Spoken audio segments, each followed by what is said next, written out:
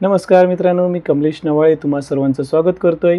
मित्रांनो, आज एक नवीन दिवस, नवीन आशा, नवीन आकांक्षा, नवीन विचार आणि नवीन निसर्ग यांच्या समवेत आज मी तुम्हाला एका नवीन व्यक्तिमत्वाची ओळख करून देणार आहे। व्यक्तिमत्व म्हणजे हे व्यक्तिमत्व जगजाहीरच आहे। तर मित्रांनो, मला माझ्या वाचनात आलेलं हे दुसरं चरित्र आहे, ते म्हणजे श्री संत नामदेव महाराज यांच्याविषयी मी आज तुम्हाला माझ्या वाचनात जे काही आलं आहे ते तुम्हाला सांगण्याचा प्रयत्न करणार आहे।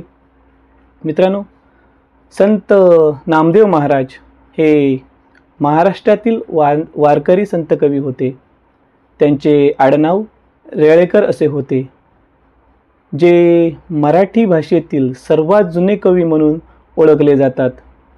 मित्रांनो, संत नामदेवांनी भागवत धर्माचा पताका महाराष्ट्रासह पंजाबमध्ये पोचवण्याचं महत्त्वाचं कार्य हे त्यांनी केलेलं आहे। त्यांचे महाराष्ट्रासह पंजाबमध्येही फार मोठ्या प्रमाणात भक्त आहेत। तर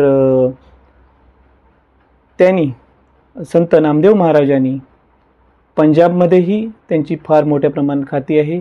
त्यामुळे पंजाबमधील मंडळी तसेच संबंधित लोक हे आजही त्यांच्या जन्मस्थानाला खूप मानतात। नरसी नामदेव या गावाचा विकास करण्यासाठी पंजाबमधलेही लोक आज फार मोठ्या प्रमाणात धडपडत आहेत। तर मित्रांनो, संत नामदेव महाराजांचं मंदिर हे 2019 साली त्याचा मराठवाड्यातील हिंगोली जिल्ह्यात त्यांचा जीर्णोद्धार करण्यात आला आहे। तर असे हे भक्त शिरोमणी संत नामदेव महाराज हे संत ज्ञानेश्वर महाराजांच्या कालखंडातील एक मुख्य असे संत होते। भागवत धर्माचा प्रचार आणि प्रसार करणे हे कार्य संत नामदेव महाराजांनी फार मोठ्या प्रमाणात केले आहे। आपल्या कीर्तनामुळे त्यांच्या कीर्तनात प्रत्यक्ष पांडुरंगही डोलायचा असं म्हटलं जायचं। तर असे हे फार मोठ्या प्रमाणात ख्याती असलेले संत नामदेव महाराज यांच्याविषयी आज आपण माहिती जाणून घेऊया। तर माझ्या हे वाचनात आलेले हे दुसरं चरित्र आहे। तर हा व्हिडिओ तुम्ही अगदी शेवटापर्यंत पहा, तुमच्या मित्रपरिवारांनाही दाखवा, जेणेकरून तुम्हाला तुमच्या परीने संत नामदेव महाराज उलगडतील आणि तुम्ही तुमच्या परीने संत नामदेव महाराजांचा शोध घेऊ शकाल अशी मला खात्री आहे। तर चला पाहूया संत नामदेव महाराजांचं चरित्र। घालिंग लोटांगण वंदिन चरण, डोळ्यान पाहीन रूप तुझे, या ओळी प्रत्येक भाविक अंतःकरणापासून म्हणतो। अशा या माधुर्यपूर्ण शब्दाचे रचनाकार श्री संत नामदेव यांचं आयुष्य कसं होतं तर जाणूया। दामा शेट्टी हे संत नामदेवांचे वडील व गोनाई त्यांची माता होती। दामा शेट्टींचा व्यवसाय कपडे शिवणे हा होता, म्हणजे ते शिंपी होते। यांच्या अगोदरच्या 17व्या पिढीत पुरुष यदुशेठ ते सात्विक प्रवृत्तीचे भगवत भक्त होते। सध्याच्या हिंगोली या जिल्ह्यात नरसीबामणी हे संत नामदेवांचे जन्मगाव होय।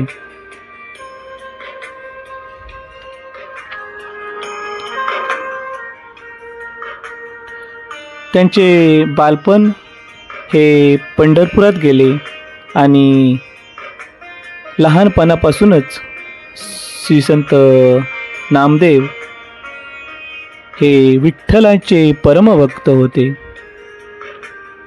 संत गोरा कुंभार यांच्याकडे तेरढोकी येथे निवृत्तीनाथ, ज्ञानेश्वर महाराज, सोपानदेव, मुक्ताई, संत नामदेव, चोखामेळा, विसोबा खेचर आदी संतांचा मेळा जमला होता।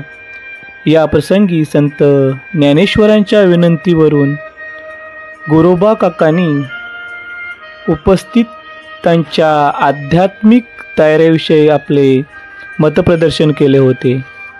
या प्रसंगानंतरच संत नामदेवांना विसोबा खेचर हे आध्यात्मिक गुरु म्हणून लाभले. पत्नी राजाई, मोठी बहीण आऊबाई, नारा, विठा, गोंदा, महादा हे त्यांचे 4 पुत्र होते व एक मुलगी लिंबाई. असा संत नामदेवांचा परिवार होता. त्यांच्या कुटुंबात एकूण 15 माणसे होती. स्वतःला नामयाची दासी असे म्हणणाऱ्या संत जनाबाई या त्यांच्या परिवारातील एक सदस्य होत्या. संत नामदेवांची अभंग गाथा प्रसिद्ध आहे. त्यांनी शौरसेनी भाषेत काही अभंगही केलेले आहेत. अशा प्रकारे संत नामदेवांचं कार्य आहे. कीर्तनात अनेक चांगल्या ग्रंथांचा उल्लेख असे, यावरून ते बहुश्रुत व अभ्यासू असल्याचे लक्षात येते. नामदेव कीर्तन करी, पुढे देव नाचे पांडुरंग, अशी त्यांची योग्यता होती. नाचू कीर्तनाचे रंगी, ज्ञानदीप लावू जागी, हे त्यांच्या आयुष्याचे ध्येय होते. भागवत धर्माचे एक आद्य प्रचारक म्हणून संत नामदेवांनी संत ज्ञानेश्वराच्या सजीवन समाधीनंतर सुमारे 50 वर्ष भागवत धर्माचा प्रचार केला. प्रतिकूल परिस्थितीमध्ये महाराष्ट्राची भावनिक एकात्मता जपण्याचे अवघड काम त्यांनी केले होते. पंजाबमधील शीख बांधवांना ते आपले वाटत होते. शीख बांधव नामदेव बाबा म्हणून त्यांचे गुणगान गातात. राजस्थानातील शीख बांधवांनीही नामदेवांची मंदिरे उभारलेली आहेत. संत शिरोमणी असे यथार्थ संबोधन त्यांच्याबद्दल वापरले जाते. भागवत धर्माच्या व साधू संतांच्या चरणधुळीचा स्पर्श व्हावा म्हणून पंढरपूर येथील विठ्ठल मंदिराच्या महाद्वारी पायरीचा दगड होण्यात त्यांनी धन्यता मानली. पंढरपूर येथे पांडुरंगाच्या चरणी ते विलीन झाले. नक्की दिनांकाविषयी एकवाक्यता दिसून येत नाही, पण कालनिर्णय या दिनदर्शिकेत पुण्यतिथी दिनांक 24 जुलै असा 1350 असा दिनांक दिलेला आढळून येतो. नामदेव अगदी लहानपणापासून प्रल्हादासारखे होते. ते विठ्ठलाचे महान भक्त होते. वयाच्या 2ऱ्या वर्षी जेव्हा त्यांनी बोलण्यास सुरुवात केली, तेव्हा दररोज त्यांची आई गुणाबाई त्यांना देवतांच्या पूजेसाठी विठ्ठलाच्या मंदिरात घेऊन गेल्या. तेव्हा त्यांना खूप आनंद झाला. त्यांची पुढील पायरी म्हणजे जेव्हा वयाच्या 7व्या वर्षी त्यांनी झांजांची जोडी तयार केली आणि नृत्य, गाणी, भजन गाण्यात वेळ घालून इतर सर्व गोष्टीकडे, शाळेतले शिक्षण, विश्रांती, झोप इत्यादीकडे दुर्लक्ष केले. विठोबाबद्दलची भक्ती इतकी निर्दोष आणि प्रामाणिक होती की कधीकधी ते त्यांच्या सर्वात प्रिय भाऊ म्हणून मानत असत. एके दिवशी नामदेवांची आई व्यस्त असल्याने तिने नामदेवाला विठोबाला नैवेद्य भोजन भरवण्यास सांगितले. नामदेव मंदिरात गेला आणि त्याने जेवणाची थाळी विठोबासमोर ठेवली आणि त्याला नैवेद्य स्वीकारण्यास सांगितले. तथापि विठोबाने नामदेवाची मागणी मान्य केली नाही. तेव्हा नामदेव रडू लागला आणि विठोबाने प्रत्यक्षात मानवी रूप धारण केले आणि कृतज्ञतेने त्यांचा नैवेद्य स्वीकार केला. नामदेवांच्या आईला आश्चर्य वाटले. जेव्हा तिचा मुलगा रिकामा प्लेट घेऊन मोठ्या आनंदाने परत आला त्याने सांगितले की विठोबाने नैवेद्य स्वीकारला. परमेश्वराने खरोखरच त्यांचे अर्पण केलेला नैवेद्य स्वीकार केलेला पाहून नामदेवाच्या आईला खूपच आनंद व अभिमान झाला होता.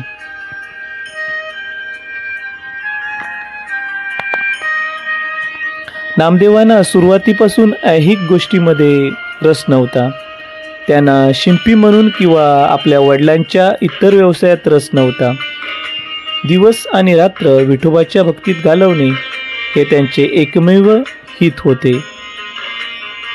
आई वडील म्हातारे आणि झाले, कौटुंबिक भरभराट होत चालली होती, म्हणून त्यांची प्रिय इच्छा अशी होती की नामदेवांनी आपल्या भक्तीसाठी वाजवी मोकळा वेळ न घालवून कुटुंब सुखसोयी राखण्यासाठी मदत करावी. म्हणून नामदेवांनी काही दिवस कपड्यांचे तुकडे विकण्यासाठी बाजारात जावे असे त्यांना वाटत होते. पण नामदेव व्यापाराच्या युक्तीत निष्पाप होते. त्यांच्यासाठी किंमती आणि पैसे आणि त्यांचे मूल्य यासारख्या गोष्टी अज्ञात विषय होते. ते कपड्यासह बाजारात गेले कारण त्यांच्या वडिलांनी त्यांना जाणं भाग पडलं होतं. ते जेथे गेले तिथून एका दगडावर भजन करीत बसले. हे विसरूनच गेले की आपल्याला कपडे विकायचे आहेत. काही तासानंतर सूर्य मावळला आणि संध्याकाळच्या भक्ती प्रदर्शनासाठी ते मंदिराकडे जाण्याची वेळ आली. त्यानंतर त्यांना आठवले की त्यांनी कपडे विकले नाहीत आणि आता वडील मारहाण करतील, म्हणून ते मंदिरात जाण्याआधी अधीर होते. म्हणूनच सर्व कपडे ज्या दगडावर बसले होते त्याला विकून टाकले. म्हणजे त्याने कपडे ज्या दगडावर ठेवले आणि पैसे दुसऱ्या दिवशी देण्यासाठी त्या दगडाचा साक्षीदार म्हणून आणखी एक दगड नेमला आणि मंदिरात गेले. आपल्या मुलाचे धाडस ऐकून वडिलांचा राग अनावर आला. त्यांनी पैशाची हमी दिलेल्या धोंड्याला आणण्यास सांगितले. दुसऱ्या दिवशी नामदेव बाजारात गेले तेव्हा त्यांना आढळले की कपडे रात्रीच्या वेळी गायब झाले होते आणि दुसरा दगड घरी नेला कारण त्याने पैसे देण्यास नकार दिला. त्यानंतर ते मंदिरात गेले. त्यांनी विठोबाला सर्व प्रकार सांगितला, आपल्या अडचणी सांगितल्या. तेव्हा नामदेवाच्या वडिलांना त्यांनी पैशाची हमी दिलेल्या धोंडा दाखवायला सांगितले. तेव्हा नामदेव यांनी उत्तर दिले की धोंड्याला घराच्या बंद खोलीत ठेवण्यात आले आहे आणि ते मंदिरात पळाले. जेव्हा वडिलांनी पैशाची मागणी करण्यासाठी खोली उघडली तेव्हा त्यांना आश्चर्य वाटले. त्यांनी एक सोन्याचा ढीग पाहिला.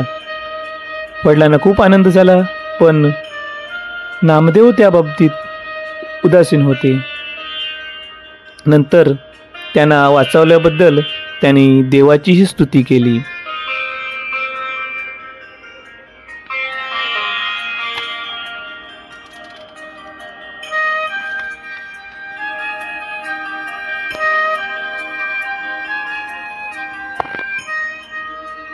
संत नामदेवांच्या संसाराविषयी आपण थोडक्यात माहिती घेऊया. संत नामदेव आणि राधाबाईशी लग्न केले. राधाबाई ही सांसारिक विचाराची स्त्री होती. नामदेवांच्या आमंत्रणास उत्तर म्हणून विठ्ठलाने मनुष्याच्या वेशात नामदेवाच्या मुलाचं नामकरण सोहळ्यात हजेरी लावली.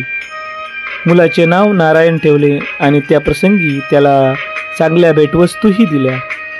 नामदेव आणि राजाई यांना नारा, विठा, गोंडा, महादा आणि लिंबाई अशा प्रकारे 4 मुले आणि 1 मुलगी होती. त्यांची मोठी बहीण औबाई सुद्धा त्यांच्याबरोबर राहत होती. घरात सर्व मिळून 15 लोक होते.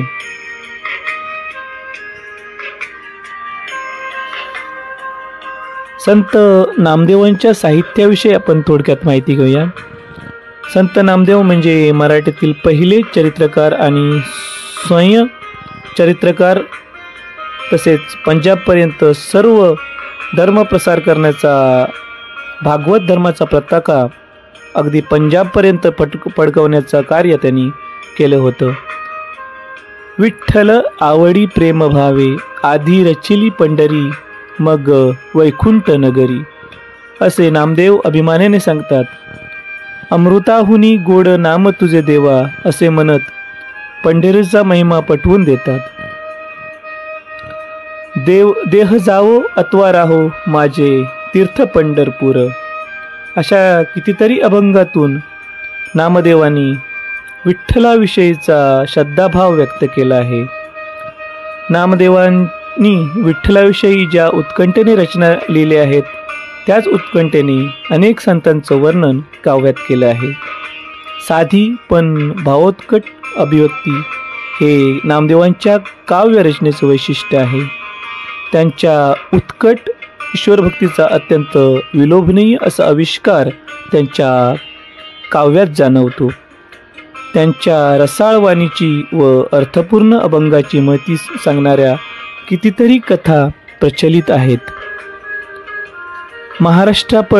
पलीकडे पंजाबमध्ये पोचलेल्या भागवत धर्माचे ते आद्य समर्थक आहेत. हिंदी आणि पंजाबी भाषेतही त्यांनी काही भजन केलेले आहेत. कीर्तन करताना त्यांची भक्ती आणि कौशल्य इतके उच्च दर्जाचे होते की असे म्हटले जाई की भगवान पांडुरंग सुद्धा त्यांच्या नादात डोलत असे. अशा प्रकारे संत शिरोमणी नामदेवांचं थोडक्यात कार्य मी तुमच्यासमोर मांडण्याचा प्रयत्न केला आहे. मित्रांनो, हा व्हिडिओ पाहिल्यानंतर तुम्हीही अगदी मोठ्या प्रमाणात त्यांचं कार्य पाहू शकता, ऐकू शकता. तर हा व्हिडिओ सर्वांना शेअर करा, लाईक करा, शेअर करा, सबस्क्राईब करा. परत भेटूया नवीन विषय. तोपर्यंत धन्यवाद.